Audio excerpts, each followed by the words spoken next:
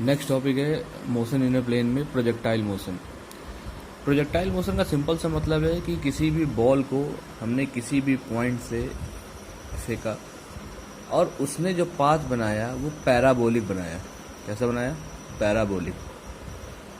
Parabolic path की जो mainly एक इक्वेशन होती है, कॉमन इक्वेशन होती है, अगर कोई भी equation y square equal to 4ax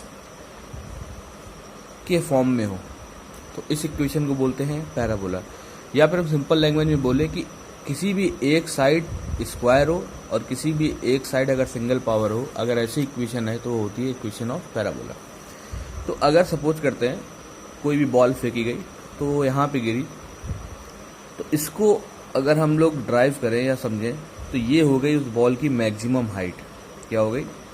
maximum height. ये हो गई उस बॉल की रेंज। ठीक है। और जितनी देर बॉल हवा में रही वो हो गया उसका फ्लाइट टाइम। क्या हो गया? Flight time. कुछ चीजें। अब प्रोजेक्टाइल 3 टाइप के होते हैं। कौन कौन से होते हैं? वो सब एक ही टाइप से निकल आएंगे। वैसे होते कौन कौन से? एक होता है हॉरिजेंटल प्रोजेक्टाइल। हॉरिजेंटल प्रोजेक्टाइल का मतलब है किसी बिल्डिंग से हमने ऐसे बॉल फेंकी तो ये हॉरिजेंटल प्रोजेक्टाइल। Horizontal projectile. जमीन से हमने किसी एंगल से कोई बॉल फेंकी, ये हो गया एंगुलर प्रोजेक्टाइल। कौन सा हो गया? Angular projectile. अब हमने क्या किया? किसी बिल्डिंग से खड़े होकर बॉल फेंकी तो ये हो गया, अगर यहां से हम इसको काट लें तो ये हो गया half angular and then horizontal. तो ये हो गया इतना वाला एंगुलर प्लस हॉरिजेंटल। तो अगर हम इसकी बात करें तो इससे तीनों ड्रॉ हो सकते हैं, तीनों समझ सकते हैं। तो बात करते हैं प्रोजेक्टाइल में। सबसे पहले हम बात करेंगे ट्रेजेक्ट्री ऑफ ए प्रोजेक्टाइल, या कैसे प्रोजेक्टाइल को हम लोग पैराबोला प्रूफ कर सकते हैं। सबसे बड़ी बात है, हमें पास एक इक्वेशन होती है, equation of motion of second equation of motion. Kinematics की सेकंड इक्वेशन ऑफ मोशन है y equal to u t. Ball ऊपर जा रही है इसलिए माइनस साइन लगेगा, minus half g t square. अब बहुत आराम से देखो, यहां से एक बॉल को हमने थ्रो किया। जब हमने इस बॉल को थ्रो किया तो ये कोई एंगल थीटा बना रही थी, तो हॉरिजेंटल कंपोनेंट हमेशा कॉस थीटा होता है, बताया हमने। तो u x equal to u cos theta, और वर्टिकल कंपोनेंट तुम्हारा होता है u y equal to u sine theta. Clear? Vertical का मतलब होता है वाई एक्सेस में और हॉरिजेंटल का मतलब होता है एक्स एक्सेस में। इनिशियली दोनों केस में जो इस पॉइंट पे वेलोसिटी है 0 है, लेकिन अगर हम बॉल को थ्रो करेंगे तो हमें कोई हॉरिजेंटल स्पीड देंगे या हॉरिजेंटल वेलोसिटी देंगे, उस समय वर्टिकल इनिशियल वेलोसिटी क्या होगी? 0, क्योंकि यहाँ पे थीटा कितना है? 0। अगर हम यहाँ पे थीटा की वैल्यू 0 रख लें इनिशियल पॉइंट पे तो यहाँ पे वर्टिकल वेलोसिटी 0 हो जाएगी पर हॉरिजेंटल वेलोसिटी u आ जाएगी। एक और बात, हॉरिजेंटल वेलोसिटी पूरे मोशन में कांस्टेंट रहती है। मैं लिख देता हूँ, horizontal velocity is constant during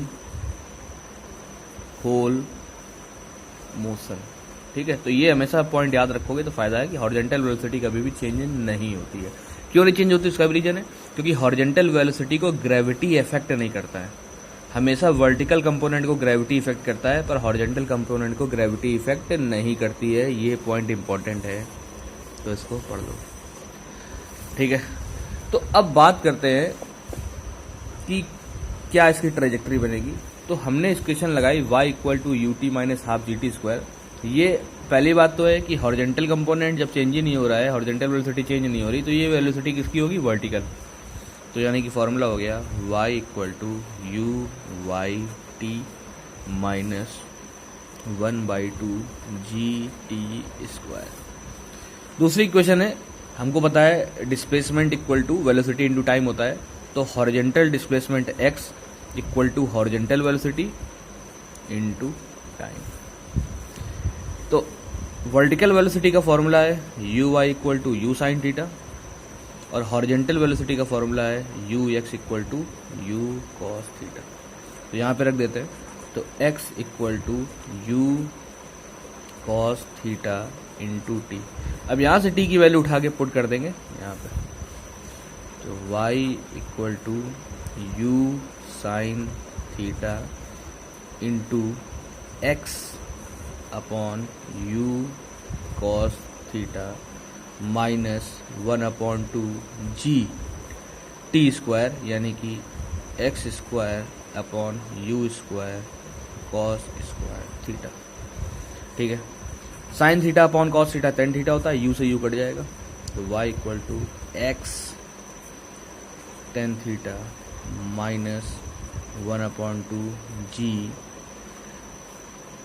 cos square theta 1 cos theta sec theta होता है, तो sec square theta x square upon u square. ये है equation of trajectory of parabola. अब कॉमन सेंस की बात है, हमने पहले बताया था कि अगर एक साइड स्क्वायर है और एक साइड सिंगल पावर है तो वो पैराबोला की इक्वेशन होती है। तो इसमें भी देखो, एक साइड पूरा अगर हम इसको धर ले जाएं तो एक साइड पूरा सिंगल पावर है और एक साइड स्क्वायर है, तो इस इक्वेशन को भी क्या बोलेंगे, इक्वेशन ऑफ पैराबोला। यानी कि हमेशा प्रोजेक्टाइल मोशन का पाथ क्या होता है, पैराबोला।